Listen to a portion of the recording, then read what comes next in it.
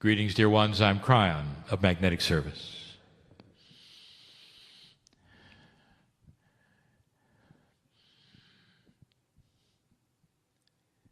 It's a beautiful time.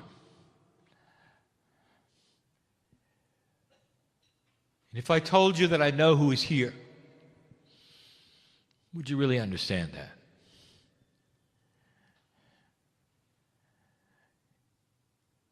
So many times you have heard me say, I know who is in the chair, I know who is listening. There are no secrets from God. I am from the great central source. I am a piece of the whole, like you are. Because I've never been a human being, I do not have the biases that you do of corporealness or 3D-ness. But I have the love for you based upon the work that you're doing. Now, before we even begin, I'm going to alert the listener to something that those in the chairs already know. That my partner had a difficult time getting here today. Now, there is a saying that says, there are no accidents. The saying is a metaphysical development of the belief in synchronicity and co-creation, all having purpose. Sometimes when challenge happens, as it often does in duality, you might criticize it as being inappropriate or wrong, or even suffering. But there are no accidents. And so, my partner has said to me 3 times today, why? Why did he miss his flight? Why did he have to take a 2-hour bus to an airport he had never been to and get on a plane to a city he had never visited to be picked up and drive 2 more hours to be 6 hours late to a meeting? He's never missed a meeting. Not on this continent, and he didn't miss this one. But in the process of getting here, he asked why. If there are things to be learned, what are they? And why should he experience this and drag all of those in the room with him so that this is now a night meeting and it's almost 11 p.m.? I'll give you the answer. It's a metaphor and a lesson. It's not for him. It's for all of you. And I'm going to revisit this because it is the theme of this channel. The theme you've heard before. Things are not always as they seem. Here is the metaphor, and it is for the day, it is for the time on this planet, it is for many of you to see and understand. All of you in the room held a ticket for this event. All of you in the room, when you purchased the ticket, felt you knew when things were going to happen. Because of the linearity of how you live your life and the clock and what you expect, because of the protocol of what meetings are like, you saw yourself in advance here at a certain time during the day and leaving when it was over. You scheduled your time appropriately, when you would leave, the drive time to home, all of that. And then suddenly it changed. How many of you were tempted to say, because it was not as expected, I'm not going. In this room, very few. But that's not the way it is in life. The start of this meeting happened after the time the other one was supposed to end. It wasn't just late, dear ones. It was over. And then it began. How many of you hold a ticket for something that you have been asking for a long time? You've paid your dues, dear ones. You got it in your hand, and then it didn't happen. I'm talking to a lot of you listening to me now, and both present and not present in this room.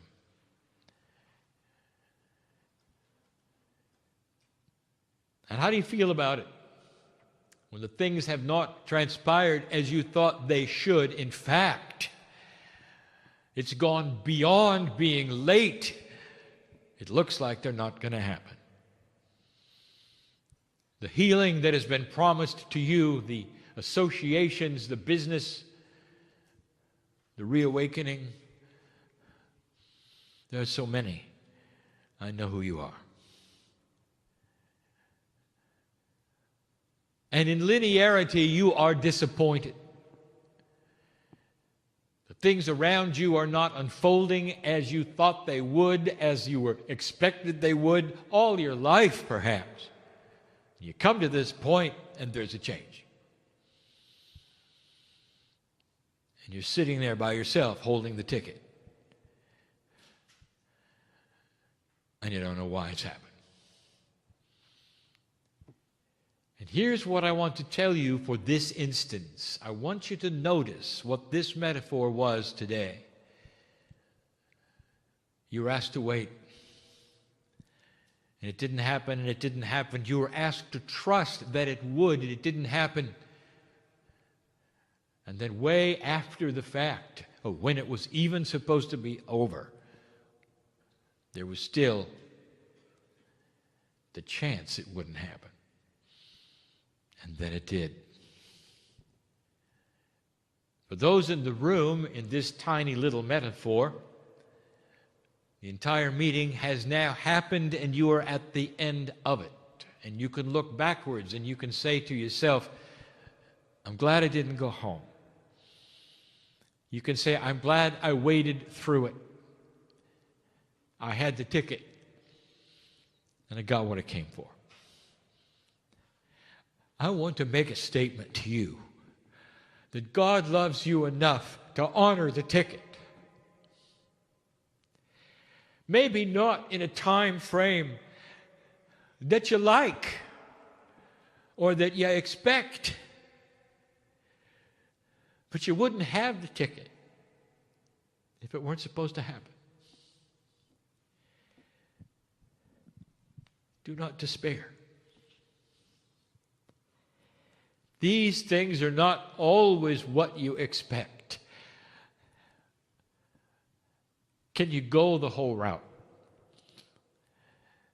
Can you wait even after the meeting was over to have what you expected? I'm going to get back to that.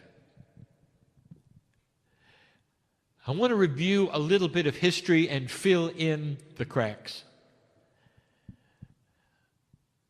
of the profundities of this shift on the planet that are happening. As I said last night, I have arrived in 1989, triggered by 1987 harmonic convergence. There's so much more than that. You began to change early, and we saw it. The harmonic convergence was a result of profound potential. When I came in, I gave you many predictions. Almost all of them have now resulted in manifestation. But they weren't prophecy.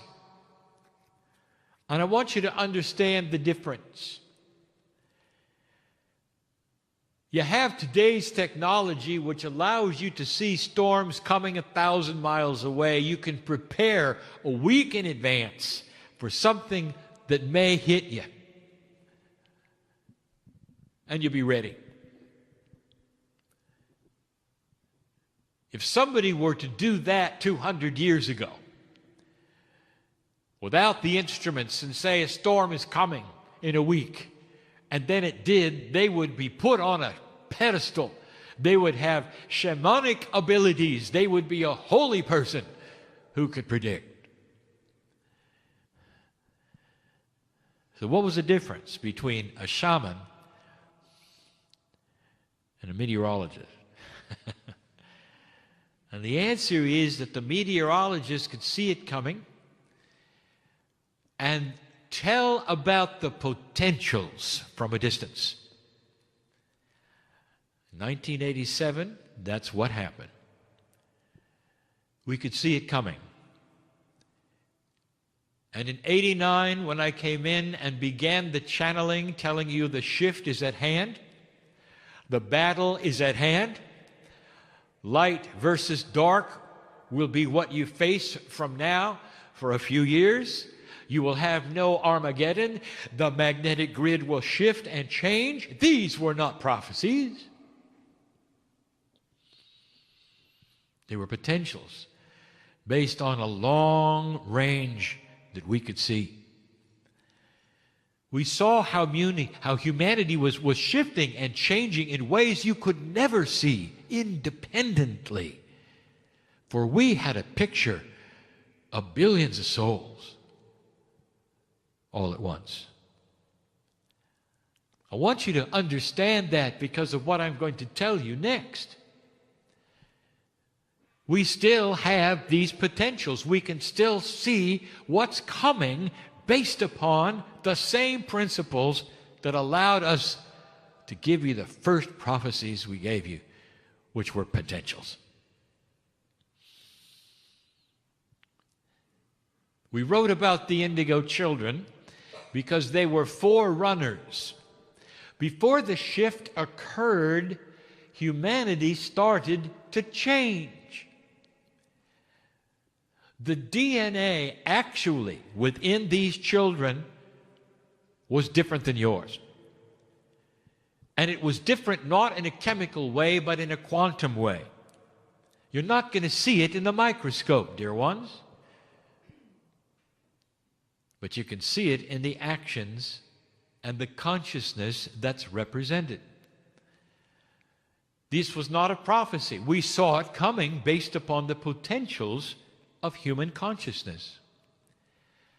Now, the indigo children, they represented a slightly changed human DNA that we told you was quantum. Based upon the magnetic grid shift, which is also quantum, and a consciousness shift of the planet. Someday you will see that human consciousness has physics and it is quantum as well. All of this to say one thing: they relate to one another, and we saw it coming.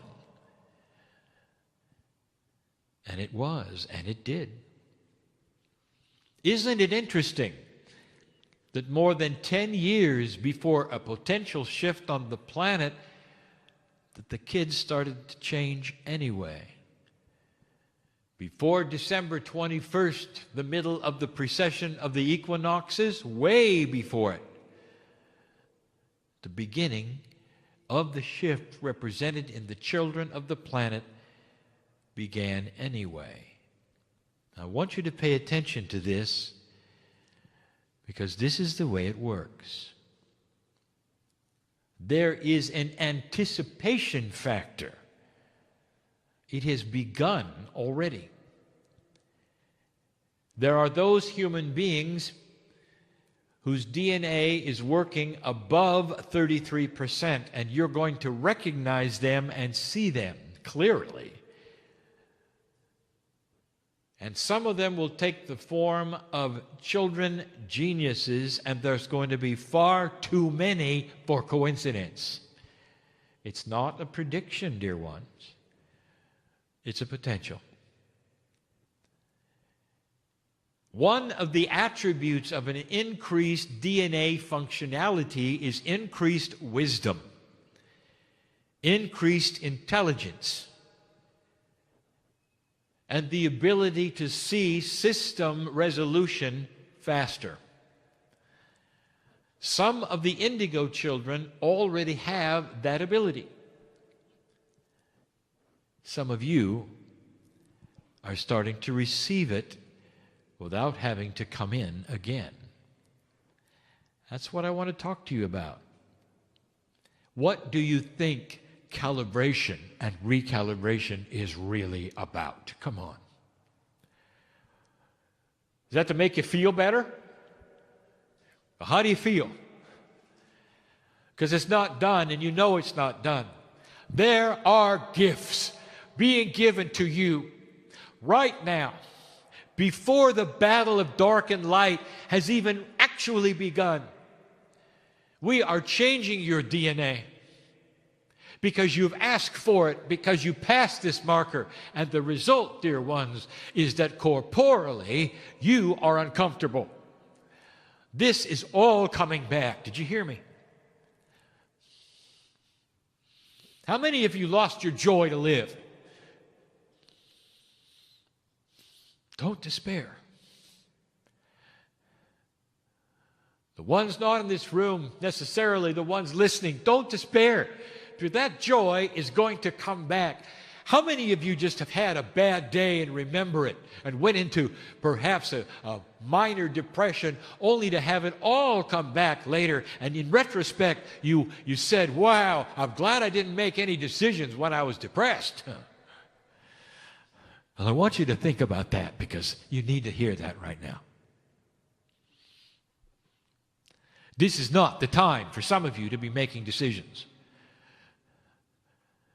Not only is it coming back, it's coming back and doubling. And we've said that before. Your gifts are being increased because your DNA is going to work far more than 33. You know what 44 is going to be? Long before the Tibetans are going to tell you, I'll tell you. I'll give you a hint.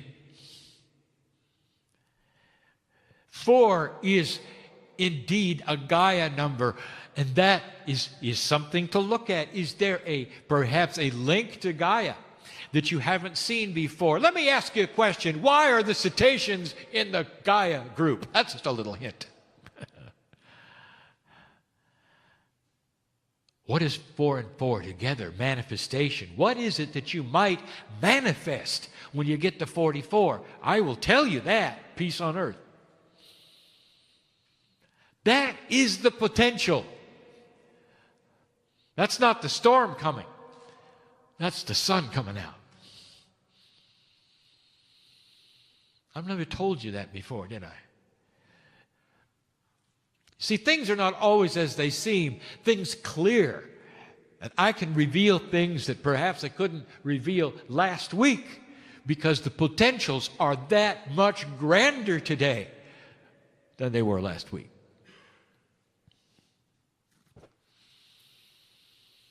You got a battle in front of you. And we talked about it last night. And the battle is of dark and light, and it's profound, and you're starting to see it on the planet. Now you see the faces, now it's given a name. Now you know how to fight it. Or do you? Or do you? My partner has mentioned to the crowds many times that it is time for good news on broadcast.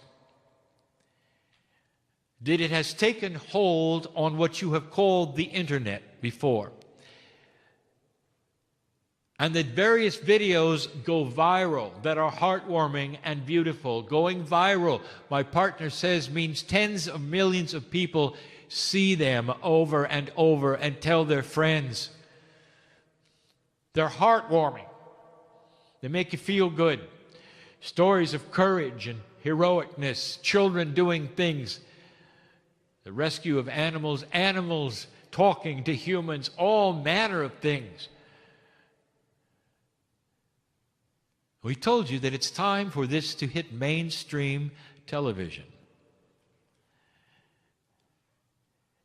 I give you a prediction.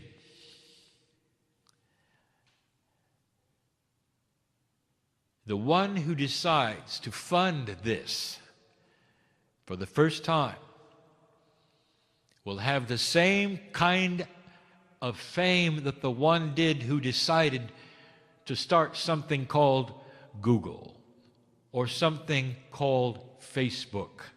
Paradigms which had never been seen on the planet, and others told them nobody could do it, nobody would be interested, and it wouldn't work. And today you see it. Not only did it work, it has become a paradigm. The one who decides to fund the new Good News Network will go down in history as changing the planet.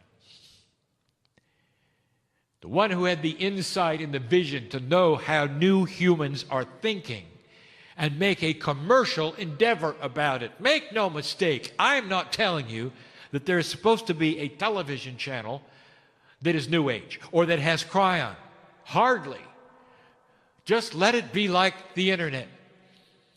Let it show the clips and talk about the stories and bring in the people and discuss it. And it will attract tens of millions of people away from the news, away from the horror. And the first people to see that this is going to be working are the advertisers. That's why it's going to work. This is the challenge. The first one to have the courage to fund this, endure the jabs of ridicule and laughter as they move the paradigm of the planet, will be famous.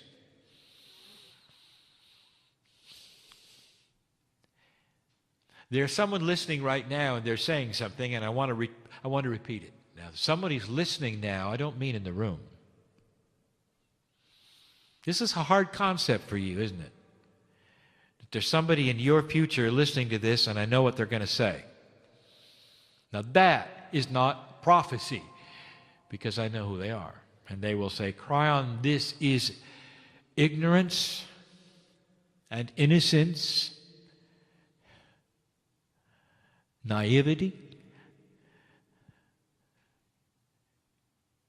You've got this vast army building that is evil, that's given itself a name, that thinks nothing of murder on a grand scale. And you're going to fight it with videos of cute animals.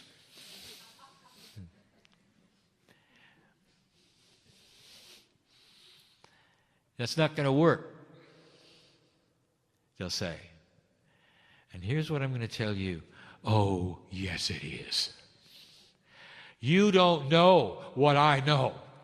Things are not always as you think they're going to be or as they seem, because you don't know about the benevolence factor. You don't know how light can spread. When humans start thinking a certain way and how it catches on and almost becomes contagious, and what that does to other humans, what the broadcast of these things worldwide can do to regular humanity. It's not just what you think in 3D. Let me tell you how it might work. Now listen. You have an enemy in front of you. Do you want to know how to win this battle? Do you want to know how to slay that enemy? Don't kill him. Do not take life. Don't become them. Let's get smart. Cut off their funding. And you say that's impossible. There are too many with too much money who will fund them. Not if the population of the planet objects. They won't. The part of the population that's looking at the channel with cute animals. The part of the population that respects life and loves one another and sees the potential for a peaceful earth and what it might mean. What it might mean to the Middle East to finally solve. Maybe it'll take a generation, but to solve that ancient hatred. Cut off their funding. It's not going to be that hard because the funding has to come from somewhere. And that somewhere doesn't just sprout from the ground, dear ones. It has to be approved. It has to pass through banks. It has to buy things in order for that darkness to exist and fight. And I'm telling you, that's the source. Common sense will tell you that's the source. Now, I've just presented something I've never said before. The benevolence factor is real. It's an amplification of the light in human consciousness. It is infectious. For the new human will gravitate toward peaceful things, not toward drama. Slowly, you will see certain kinds of television programs reduce their population, their popularity. The advertisers will see it too. And they won't want to fund anymore programs that show people arguing for fun. Watch this. I want you to see something that is not a prediction, but a potential. Now I want to get back to the ticket.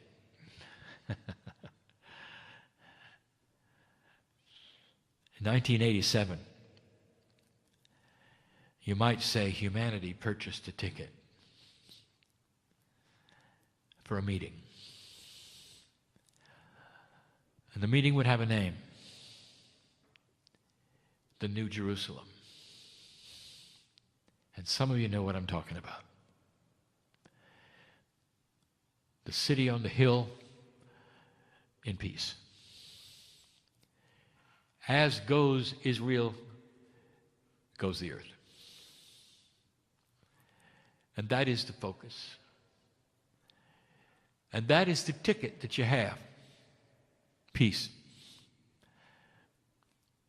And you've waited, and you've waited, and you've waited, and you've waited. And you were almost there, you thought. And suddenly it got worse. Not that it just get worse, it got funded.